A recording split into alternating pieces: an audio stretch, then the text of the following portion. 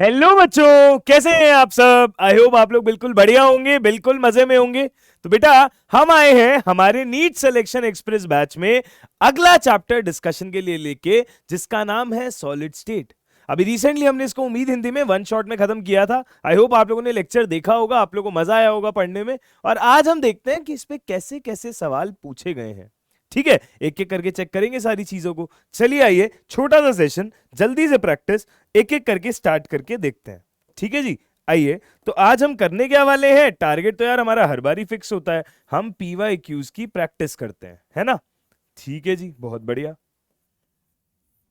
आइए चले हमारे क्वेश्चन नंबर 1 की तरफ। अगर हम हमारे क्वेश्चन नंबर 1 की तरफ जाते हैं तो ध्यान से देखने की कोशिश कीजिएगा। हम बोल रहे हैं कॉपर जो है वो एक एफसीसी एकल कोशिका बना रहा है, ठीक है, जिसके लिए ए का मान मतलब अक्षीय लंबाई का मान आपको दिया हुआ है और आपको कॉपर धातु का घनत्व भी दिया हुआ है। सवाल आपसे सिर्फ इतना कह रहा है कि कॉपर का परमाणु भार हमें बता दो क्या होता है। ठीक है जी, कोई दिक्कत नहीं है, बता देंगे। कैसे बता देंगे, हमें घनत्व का सूत्र पता होना चाहिए। घनत्व का सूत्र होता है Z into M upon N A into A cube, जहां पे Z होता है आपके पास में प्रभावी परमाणुओं की संख्या उस एकल कोशिका में, M होता है आपका परमाणु भार या अणु भार, हम उसको मोलर भार बोलते हैं बेसिकली। ठीक है, Na आपका एवोगैड्रो स्थिरांक होता है 6.02 इंटू 10 की घात 23, और A आपकी होती है अक्षीय लंबाई। अब बेटा ध्यान से देखो, तुम्हें घनत्व पता है, तुम्हें ए पता है, अगर एफसीसी लिखा है तो तुम्हें जेड भी पता है, एम ही तो निकालना है, वही तो बचा है। ठीक है, यहां से सर आप इसको तो मोलर भार कह रहे हो, तो जो भी आंसर आएगा उसकी यूनिट क्या होगी, ग्राम पर मोल। हाँ तो बेटा कोई बात नहीं, अगर इस ग्राम पर मोल की जगह तो यू या एएमयू लगा देगा तो वही परमाणु भार बन जाएगा। ठीक है, उससे कोई खास फर्क पड़ेगा नहीं। तो हमें तो बस कैलकुलेशन पे ध्यान देना है। अब कैलकुलेशन हमें थोड़ी डिफिकल्ट लग सकती है, क्योंकि हम कहेंगे कि sir 8.92 is equal to 4 into M upon N A को मैं बोलूं 6.02 इंटू 10 की घात 23 इंटू ए का क्यूब, तो इसको मैं लिखूं 3.608 इंटू 10 की घात -8 का होल क्यूब। सर ये कैलकुलेशन करता करता तो मैं मर ही जाऊंगा सर, ऐसी चीजें तो मुझे करनी नहीं आती, और कैलकुलेटर आप यूज नहीं करने देते एग्जाम में, तो कैसे करेंगे इसको। तो बेटा मैं हमेशा बोलता हूं अप्रोक्स करो ना, उसे ऑप्शन टिक करवाना है ना, अप्रोक्स करो। अगर अप्रोक्स करो तो हमने बोला हम इसे मान लेते हैं 9, ये हो गया 4 इंटू एम, हम 6.02 को 6 मान लेते हैं तो हमने लिख दिया 6 इंटू 10 की घात 23 इंटू इंटू इसे क्या लिख देंगे 3.6 का क्यूब इंटू 10 की घात -24। ठीक है, हाँ अब आपको थोड़ी सी कैलकुलेशन करनी पड़ेगी। 3.6 का क्यूब, इसको 4 मान ले क्या, नहीं काफी फर्क पड़ जाएगा।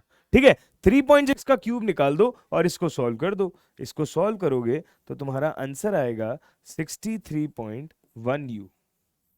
मतलब मोलर भार तो ग्राम पर मोल आएगा, पर हाँ तुम्हारा परमाणु भार तुम क्या लिख दोगे, 63.1 यू।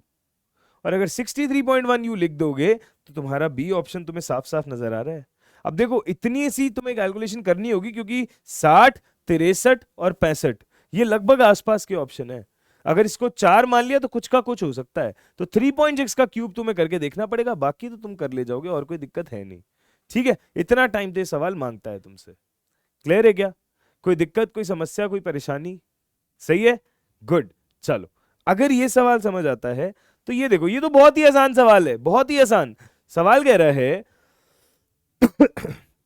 षटकोणीय एकल कोष्ठिका एचसीपी में चतुष्फलकीय एवं अष्टफलकीय रिक्तियों की संख्या क्या होगी।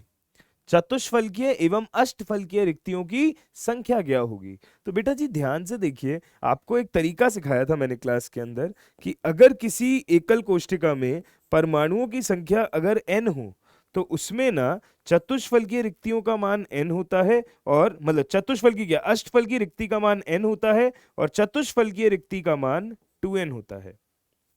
मैं दोबारा बोल रहा हूं, अगर किसी एकल कोष्ठिका में कुल प्रभावी परमाणुओं की संख्या यदि n हो तो उसमें अष्टफलकीय रिक्तियों का मान भी n होता है और चतुष्फलकीय रिक्तियों का मान 2n होता है। अगर ऐसा है तो बेटा जी अगर हमने HCP एकल कोष्ठिका की बात करी तो HCP एकल कोष्ठिका में हम बोलते हैं Z का मान 6 है। HCP एकल कोष्ठिका में Z का मान 6 होता है षटकोणीय में। अगर z का मान 6 होता है तो बेटा जी यहाँ पे अष्टफलकीय रिक्ति का मान भी 6 होगा और चतुष्फलकीय रिक्तियों का मान 2 इंटू 6 यानी कि 12 होगा। ठीक है, अष्टफलकीय रिक्ति का मान 6 होगा और चतुष्फलकीय रिक्तियों का मान 12 होगा। अगर ऐसा है तो ध्यान से देखो, हम बोलेंगे षटकोणीय एकल कोष्ठिका में चतुष्फलकीय एवं अष्टफलकीय रिक्तियों की संख्या, तो चतुष्फलकीय हो गई 12 और अष्टफलकीय हो गई 6, तो आंसर हो जाएगा ऑप्शन नंबर बी। आंसर क्या हो जाएगा? ऑप्शन नंबर बी, 12 और 6।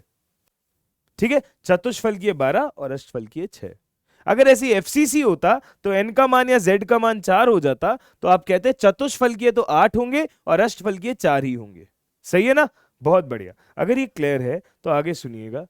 किसी तत्व की बीसीसी संरचना है, अगला सवाल है, ध्यान से समझिए। किसी तत्व की बीसीसी संरचना है एवं उसके लिए ए का मान 288 पिकोमीटर है, तो परमाणु त्रिज्या क्या होगी? तो बेटा इसके लिए तो आपको बीसीसी वाले जालक के लिए या बीसीसी वाली एकल कोष्ठिका के लिए आपको ए और आर का रिलेशन याद करना पड़ेगा। अगर ए और आर का रिलेशन याद रखना पड़ेगा तो देखना ध्यान से, क्या ये रिलेशन पढ़ा था क्या तुमने? बीसीसी के लिए ये वाला रिलेशन पढ़ा था क्या? देखो मैं तुम्हें याद दिलाता हूं। हम बोलते थे अगर सिंपल क्यूबिक है, आद्य एकल कोष्ठिका है, तो a is equal to 2r से काम चलता है। अगर बीसीसी है, अंतः केंद्रित एकल कोष्ठिका है, तो √3a is equal to 4r से काम चलता है। और अगर एफसीसी है ना, फलक केंद्र एकल कोष्ठिका है, तो यहां पे बेटा 4r को √2a के बराबर करने से काम चलता है। समझ रहे हो? ये केसेस होते हैं आपके पास में। अभी बीसीसी पूछा है तो √3a इक्वल टू 4r लगाते हैं। अब तुम्हारे पास a का मान यहाँ पे 288 है, a का मान यहाँ पे 288 है और आपसे त्रिज्या पूछी है। अगर त्रिज्या पूछी है तो r का मान क्या हो जाएगा? √3a/4। r का मान क्या हो जाएगा? √3a/4। अगर √3a/4 हो जाएगा तो सुनना ध्यान से, √3 इंटू a का मान हो गया 288 डिवाइडेड बाय 4। अगर ऐसा है तो इस 4 को हमने अगर आगे डिवाइड किया तो ये बन जाएगा 72। क्या हो जाएगा ये? 72। 4 7 जा 28 और 4 2 जा 8 हो जाएगा। तो आंसर क्या आ जाएगा? आंसर आ जाएगा 72√3 पिकोमीटर। 72√3 पिकोमीटर। पर आप मजे की बात देखो, क्वेश्चन आपसे इतनी मेहनत भी नहीं करवाना चाह रहा। वो तो कह रहा है इतना समय ही मत लगा, मुझे तो फटाक से आंसर दे। फटाक से आंसर कब आएगा? फटाक से आंसर जब आएगा जब आप इसी क्वेश्चन को फॉलो कर दो डायरेक्ट। √3/4 इंटू 288। आप आगे सॉल्व भी मत करो, इतने को ही आंसर देना है, इतने को ही आंसर देना है। तो √3/4 इंटू 288 हो गया, तो डी आंसर आ गया। डी आंसर आ गया, √3/4 इंटू 288। समझ आई क्या बात? कोई दिक्कत, कोई समस्या, कोई परेशानी नहीं है? हो गया काम। √3/4 इंटू 288 से आंसर आ गया। अगर √3/4 इंटू 288 से आंसर आ गया है, हम चलते हैं हमारे अगले सवाल की तरफ। हम चलते हैं अगले सवाल की तरफ। क्या कह रहा है सवाल? बहुत आसान है, मैं बता के भी गया था क्लास में, एनसीईआरटी में भी लिखा हुआ है, ये याद रखने वाला पॉइंट होता है। नीट 2020 में भी आया था ये सवाल, कोविड वाले टाइम। निम्न में से कौन सा यौगिक फ्रैंकेल तथा शॉर्टकी दोष दोनों दिखाता है? ऐसे तो हम ये कहते हैं कि जहां पे धनायन और ऋणायन के आकार में बड़ा अंतर हो वहां फ्रैंकेल दोष देखा जाता है, जहां पे कम अंतर हो, लगभग बराबर सा आकार हो, वहां शॉर्टकी दोष देखा जाता है। परंतु अभी हम ये कह रहे हैं कि कौन से केस में फ्रैंकेल शॉर्टकी एक जैसे दिखते हैं? एजीबीआर। एजीबीआर जो होता है ना, वो फ्रैंकेल और शॉर्टकी दोनों डिफेक्ट्स दिखाता है, दोनों दोष दिखाता है। तो ये आंसर हो जाता है। ठीक है, समझ आई बात? गुड। ये सवाल देखो यार, ये अच्छा लग रहा है सवाल, पढ़ के देखें क्या? एक आयनिक ठोस का सवाल है। एक यौगिक धनायन C तथा ऋणायन A से मिलकर बनता है। एक आयनिक यौगिक है जो धनायन C और ऋणायन A से मिलकर बनता है। सवाल कह रहा है यदि ऋणायन A HCP जालक बनाए तथा धनायन C 75% अष्टफलकीय रिक्तियां घेरता है, तो आपको यौगिक का सूत्र बताना है। ठीक है जी, बता देंगे, सुनना ध्यान से। अगर हम बोले ऋणायन A है, वो तुम्हारा HCP जालक बनाए। HCP जालक मतलब Z का मान क्या हो गया? 6।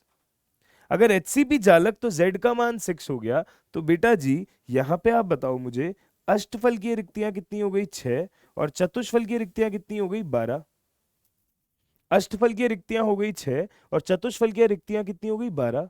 अगर चतुष्फलकीय रिक्ति हो गई 12 और अष्टफलकीय हो गई 6, तो बेटा हम सी के लिए क्या बोलेंगे कि जो धनायन है तुम्हारा सी, वो क्या है 75% अष्टफलकीय रिक्तियां घेरता है।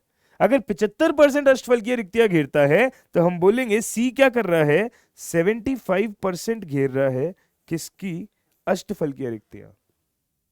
ये लिख सकते हैं। अगर ये लिख सकते हैं तो 25 की टेबल से काटोगे तो 25 3 जा और 25 4 जा, 2 की टेबल से काटोगे तो 2 2 जा और 2 3 जा, तो ये वैल्यू आ गई 9/2। ठीक है, सी के लिए वैल्यू आ गई 9/2 और ए के लिए वैल्यू क्या आ जाएगी 6। अगर ए के लिए वैल्यू 6 आ गई और सी के लिए 9/2 आ गई, तो देखना इसको क्या लिखेंगे, सी 9/2 A3, ये लिखेंगे क्या। अगर बेटा ये लिखेंगे तो सुनना ध्यान से, इसे हम लिखेंगे C9A6। इसे क्या लिखेंगे C9A6। C9A6 मतलब क्या बन गया, 3 की टेबल से काटो C3A2 बन गया क्या। अगर 3 की टेबल से काटोगे तो C3A2 बन गया क्या, option number B, option number B C3A2 सही है।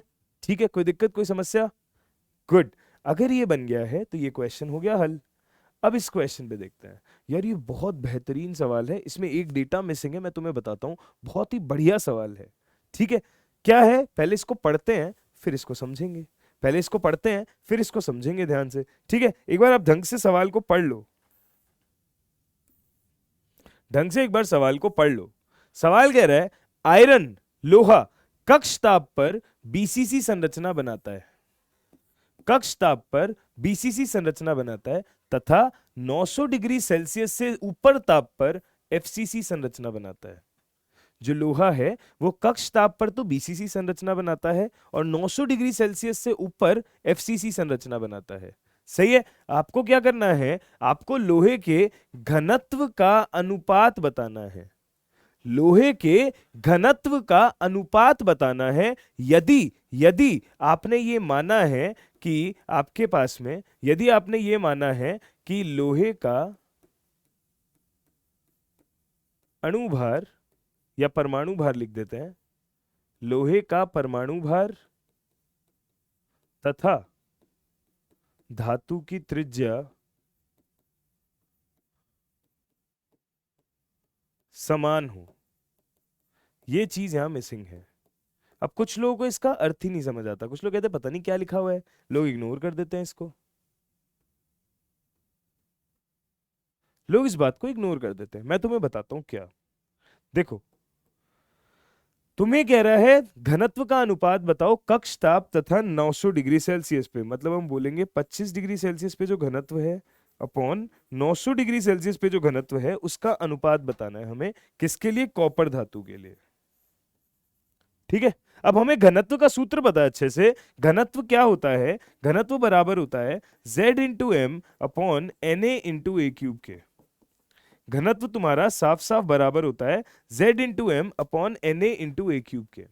अब मुझे एक बात बताओ, अगर मैं बोलूं कक्ष ताप पर, अगर मैं बोलूं कक्ष ताप पर कॉपर के लिए घनत्व लिखना चाहता हूं, तो कक्ष ताप पर कॉपर क्या कर रहा है, बीसीसी संरचना बना रहा है, और बीसीसी संरचना का मतलब है Z का मान क्या हो गया 2, Z का मान हो गया 2। अगर तुम वहां रखोगे तो तुम लिखोगे 2 into M upon NA into ए क्यूब। सही बात है, ठीक है।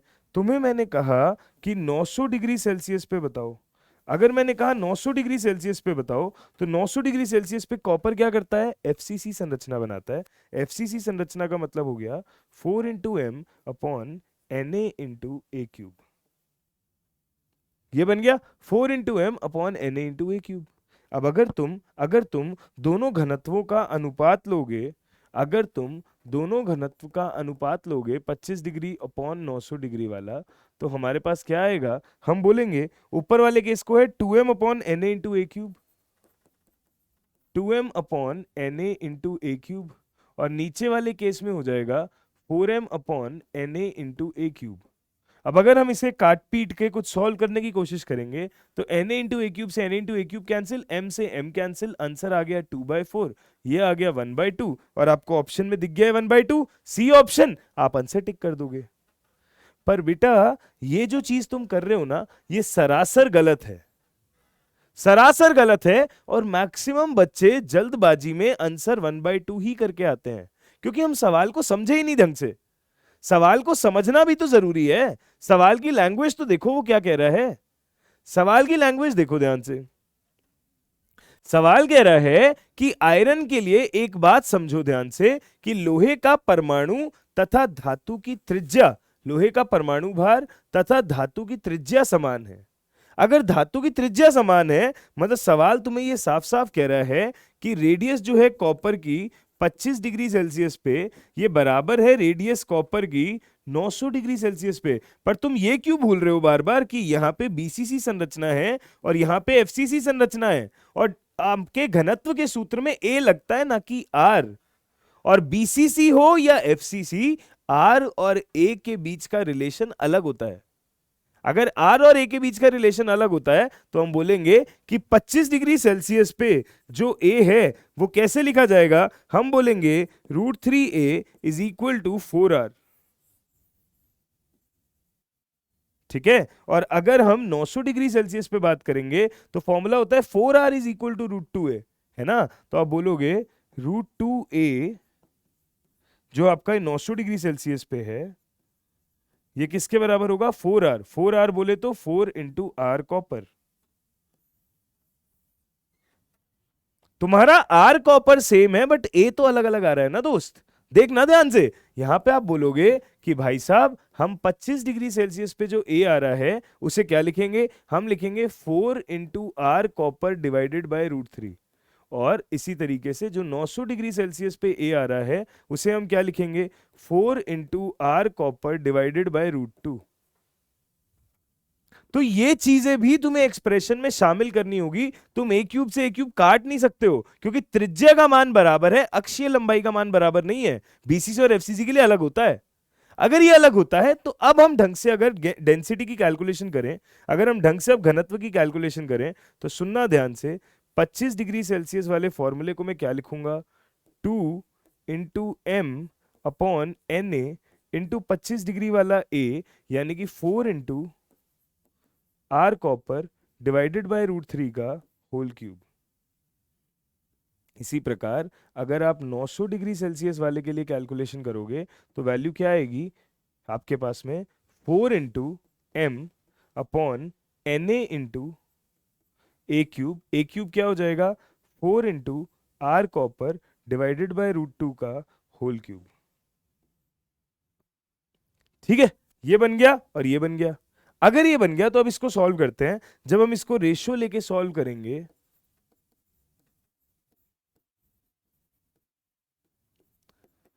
जब हम रेशियो लेके सॉल्व करेंगे तो हमारे पास क्या बनेगा, 2m upon N A into √3 by 4r copper का होल क्यूब। ठीक है, अच्छा, upon 900 degree Celsius. 900 degree Celsius वाला क्या होगा, 4m upon N A into √2 by 4r copper का होल क्यूब।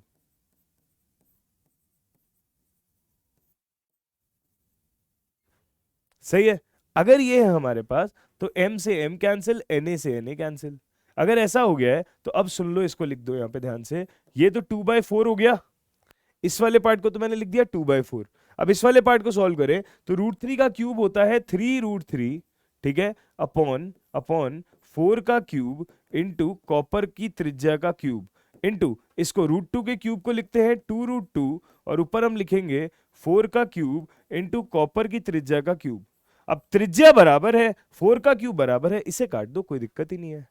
अब कोई दिक्कत नहीं है तो देखना ध्यान से, हमने बोला 2 से 2 भी काट दिया, 2 से 2 काट दिया तो इक्वेशन क्या बनी, 3√3 अपॉन 4√2, ये बना गया 3√3 अपॉन 4√2। अगर 3√3 अपॉन 4√2 बना तो तुम्हारा करेक्ट आंसर क्या हो जाएगा, option number D. Correct option क्या हो जाएगा, ऑप्शन नंबर डी। समझे। तो 1/2 वाली गलती मत करना। इस बात को, इस चीज को ध्यान से समझना कि त्रिज्या का मान सेम है, अक्षीय लंबाई का मान सेम नहीं है, वहां पे तुम्हें अलग अलग रिलेशन यूज करना पड़ेगा। ठीक है, गुड। चलिए चलते हैं नेक्स्ट सवाल पे। ये अच्छा सवाल था, ये वाला क्वेश्चन देखिएगा एक बार ध्यान से। सवाल कह रहा है एक यौगिक है जो बना है मैग्नीशियम, एल्यूमिनियम तथा ओ से मिलकर, ठीक है, MgAl और O से मिलकर, जो कि ऑक्साइड आयनों का धनीय धनीय नहीं घनीय घनीय निविड स्ट्रक्चर है। अगर घनीय निविड स्ट्रक्चर है तो आप इसको मानो CCP, मतलब आपको ये कहा जा रहा है कि यहाँ पे जो ऑक्साइड आयन है वो बेटा CCP संरचना बना रहा है। ऑक्साइड आयन क्या बन रहा है? CCP संरचना, मतलब Z का मान इसके लिए क्या है? 4। तो ऑक्सीजन परमाणुओं की संख्या कितनी है? 4। ठीक है, अच्छा आगे सुनो। मैग्नीशियम आयन चतुष्फलकीय रिक्तियों का 1/8 हिस्सा एवं एल्यूमिनियम आयन अष्टफलकीय रिक्तियों का आधा हिस्सा घेरता है। ध्यान से समझना, अगर Z का मान 4 है तो हम बोलेंगे अष्टफलकीय रिक्तियां 4 हो गई और चतुष्फलकीय रिक्तियां 8 हो गई। सही है, अष्टफलकीय रिक्तियां 4 हो गई और चतुष्फलकीय रिक्तियां 8 हो गई। सवाल कह रहा है जो मैग्नीशियम आयन है, जो मैग्नीशियम आयन है वो क्या करता है? मैग्नीशियम आयन क्या करता है? चतुष्फलकीय रिक्तियों का 1/8 हिस्सा ऑक्यूपाई करता है, घेरता है।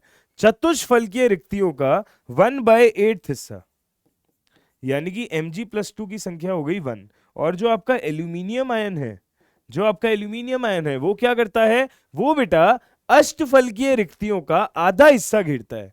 अष्टफलकीय रिक्तियों का आधा हिस्सा। समझ रहे हो क्या बात?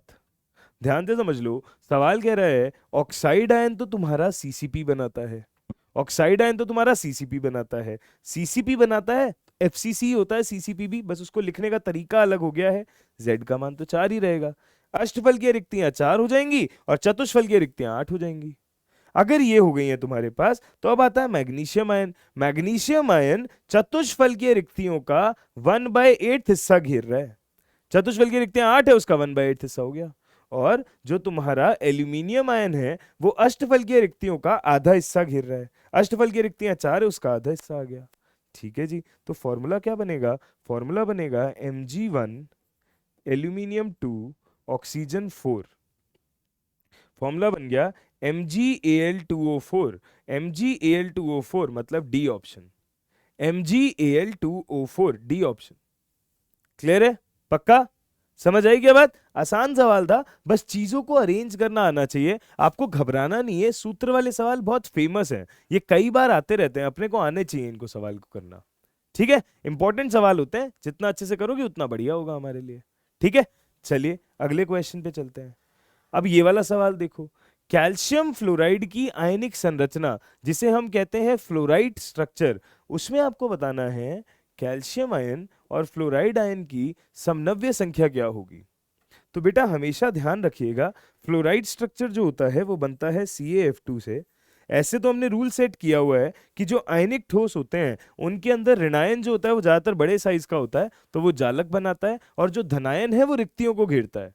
परंतु फ्लोराइड स्ट्रक्चर में उल्टा हो रहा होता है। यहां पे हम कहते हैं कि जो तुम्हारा धनायन है वो तो जालक बनाता है, CCP जालक या FCC जालक, परंतु जो तुम्हारा ऋणायन है, ठीक है, वो क्या करता है? रिक्तियां ऑक्यूपाई करता है। कौन सी रिक्तियां? चतुष्फलकीय रिक्तियां। ठीक है जी, तो 1:2 का स्ट्रक्चर है। हम इसके लिए समनव्य संख्या देखना चाहते हैं। तो बेटा समनव्य संख्या आप समझ भी सकते हो, पर अभी के लिए हम ध्यान रखते हैं, अगर 1:2 का स्ट्रक्चर होता है ना तो 8:4 या 2:1 आती है इसकी समनव्य संख्या। इसी प्रकार इसका एक उल्टा आता है Na2O टाइप, इसका एक उल्टा आता है Na2O टाइप, उसे हम कहते हैं एंटी फ्लोराइड। उसे हम क्या कहते हैं? Anti fluoride. एंटी फ्लोराइड में हम क्या बोलते हैं? एंटी फ्लोराइड में हम ये बोलते हैं Na2O टाइप के अंदर कि यहां पर जो जनरल होता है, ऋणायन जो होता है वो तो जालक बनाता है, और जो धनायन होता है वो तुम्हारी रिक्तियां ऑक्यूपाई करता है, घेरता है। तो यहां पे 2:1 का स्ट्रक्चर है ना, तो यहां पे समनव्य संख्या होगी 1:2, और यहां अगर समनव्य संख्या होगी 1:2 तो वो होती है 4:8, या फिर हम इसे कहते हैं 1:2। ठीक है, तो हमारे पास फ्लोराइड में क्या हो गया? 8 और 4। ऑप्शन क्या हो गया सही? सी। क्या हो गया ऑप्शन सही? सी। ठीक है, फ्लोराइड संरचना आपके पास में समनव्य संख्या का क्रम हो गया 8 और 4। सही है, बहुत बढ़िया, ठीक है जी। अगले सवाल पे आते हैं। ये सवाल पढ़ो ध्यान से, क्या कह रहा है बेटा। यहां पे आपको यूनिट्स में सही से खेलना पड़ेगा, यूनिट्स में ठीक से खेलना पड़ेगा। अगर यूनिट में ठीक से खेल जाओगे तो सवाल हो जाएगा, अदरवाइज नहीं होगा। ठीक है, कैसे यूनिट में खेलना पड़ेगा? हम जो घनत्व यूज करते हैं उसके लिए हम कौन सी इकाई यूज करते हैं? ग्राम प्रति सेंटीमीटर क्यूब। क्या यूज करते हैं? ग्राम प्रति सेंटीमीटर क्यूब। जबकि यहां जो आपको घनत्व दिया है वो किस में दिया है? केजी प्रति मीटर क्यूब। तो इसको चेंज करना पड़ेगा। ठीक है, बाकी तो आसान ही है। सवाल कह रहा है लिथियम एक बीसीसी संरचना बनाता है जिसमें घनत्व आपको दिया है। तो पहले तो आपको इस घनत्व की इकाई चेंज करना आना चाहिए। ये आपको बोल रहा है 530 केजी पर मीटर क्यूब। तो समझो बातों को, एक केजी में 1000 ग्राम होते हैं, तो ऊपर तो 1000 से इंटू कर दिया, ये तो बन गया ग्राम प्रति सेंटीमीटर क्यूब। एक मीटर में 100 सेंटीमीटर होते हैं, तो अगर मैं 100 का क्यूब कर दूं तो ये बन गया सेंटीमीटर क्यूब। सही है, ठीक है जी। इसको क्या लिखेंगे हम? 53 इंटू 10⁴ डिवाइडेड बाय 10⁻² का क्यूब यानी कि 10⁻⁶। इसे लिख दें 53 इंटू 10⁻⁻2 यानी कि 0.53 ग्राम प्रति सेंटीमीटर क्यूब। घनत्व आ गया, प्रॉब्लम सॉल्व। घनत्व आ ही गया। घनत्व जैसे ही आ गया, अब आपको फॉर्मूला पता है, फॉर्मूला होता है Z into M upon NA into ए क्यूब, है ना? ठीक है, घनत्व आपके पास है 0.53। यहां से बीसीसी संरचना है तो Z का मान 2 हो जाएगा। मोलर मास क्या होता है? 7 अपॉन, तुम्हें निकालना क्या? ए का मान निकालना है। Na क्या हो गया? 6 इंटू 10⁻23 और यहाँ पे है इंटू ए क्यूब। यहां से जब कैलकुलेशन करोगे, कैलकुलेशन थोड़ी करनी पड़ेगी यहाँ पे आपको। ये पहले के टाइम पे आया हुआ सवाल है, तो उस टाइम पे कैलकुलेटर ले जाना अलाउड होता था। अभी अगर आपको करना है तो ऑब्वियस सी बात है, आपको कुछ कुछ हिंट वो देगा, कुछ कैलकुलेशन आसान बना के देगा। यहां से तुम ए क्यूब से ए निकाल लोगे, पर ध्यान रखना यहां से ए आएगा सेंटीमीटर में, है ना? परंतु जो आपको ऑप्शन दिए हैं वो सारे ऑप्शन किस यूनिट में है? पिकोमीटर में। ऑप्शन सारे किस यूनिट में है? पिकोमीटर में। अगर ऑप्शन सारे पिकोमीटर में हैं तो हम बोलेंगे पिकोमीटर को सेंटीमीटर में कन्वर्ट करना भी आना चाहिए, पिकोमीटर को सेंटीमीटर में कन्वर्ट करना भी आना चाहिए, पिकोमीटर को सेंटीमीटर में कन्वर्ट करना आना चाहिए। तो कैसे करेंगे बताओ भाई, सोचना कैसे करोगे? 1 पिकोमीटर जो है वो किसके बराबर हो गया? 10⁻⁻12 मीटर। 1 पिकोमीटर किसके बराबर हो गया? 10⁻⁻12 मीटर। अगर ये 10⁻⁻12 मीटर हो गया तो इसे सेंटीमीटर में क्या लिखेंगे? 10⁻⁻10 सेंटीमीटर ही तो लिखेंगे, क्योंकि एक मीटर में कितने सेंटीमीटर होते हैं? 100। एक मीटर में कितने सेंटीमीटर होते हैं? 100। तो 10⁻⁻10 सेंटीमीटर। तो यहां से तुम्हें समझ आएगा कि 1 सेंटीमीटर किसके बराबर होता है?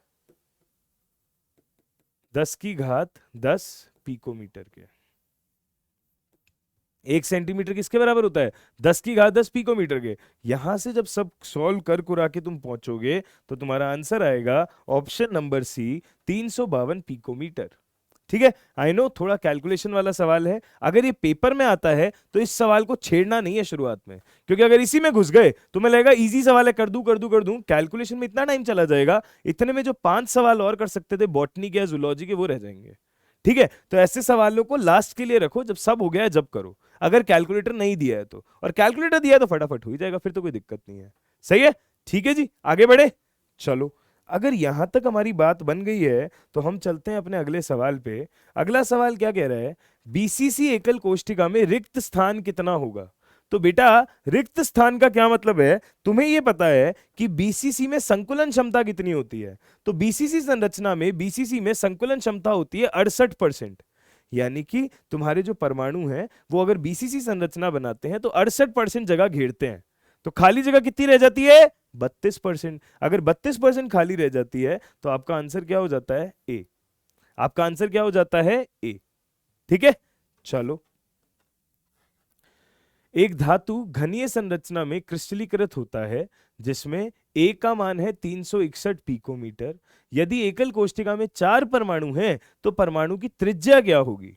तो बेटा देखो, पहले तो उसने कह दिया घनीय संरचना है, फिर उसने कह दिया एकल कोष्ठिका में 4 परमाणु है। 4 परमाणु कौन से यूनिट सेल में होते हैं बताओ? आद्य घनीय में, अंत्य केंद्रित घनीय में, फलक केंद्रित घनीय में कहाँ होते हैं? फलक केंद्रित में होते हैं 4 परमाणु। अगर फलक केंद्रित में होते हैं 4 परमाणु तो हम बोलेंगे FCC के लिए Z का मान 4 होता है।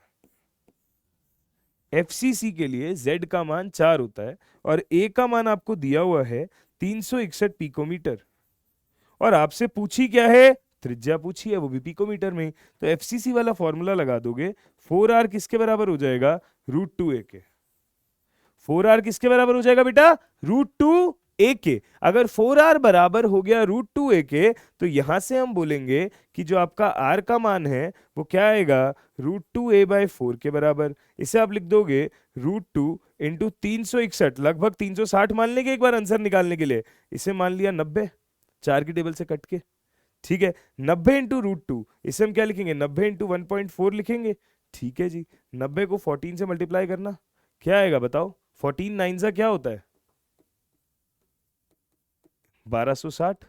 अगर 1260 होता है, अगर 1260 होता है तो बेटा ये वैल्यू क्या आ गई? 126 आ गई, क्योंकि एक पॉइंट भी तो है। और अगर 126 आ गई तो बेटा आपको तो क्लोज ऑप्शन टिक करना है। आपका आंसर क्या आ जाएगा? 127। That's it, simple. समझ आई बात? आपने माना भी तो 360 था तो 361, तो एक नंबर ज्यादा भी तो था, तो उस वजह से आपके पास में आर का मान भी एक नंबर ज्यादा आ गया। सही है, आसान है, तो ऐसे क्वेश्चन करना था। अगर ये वाला सवाल भी तुम लोग कर पाए हो तो अगले सवाल पे आ जाओ। आखिरी सवाल हमारे आज के सेशन का। ये क्या कहता है? ये आपको कह रहा है डायमंड की एकल कोष्ठिका में कार्बन के कितने परमाणु हैं प्रति एकल कोष्ठिका।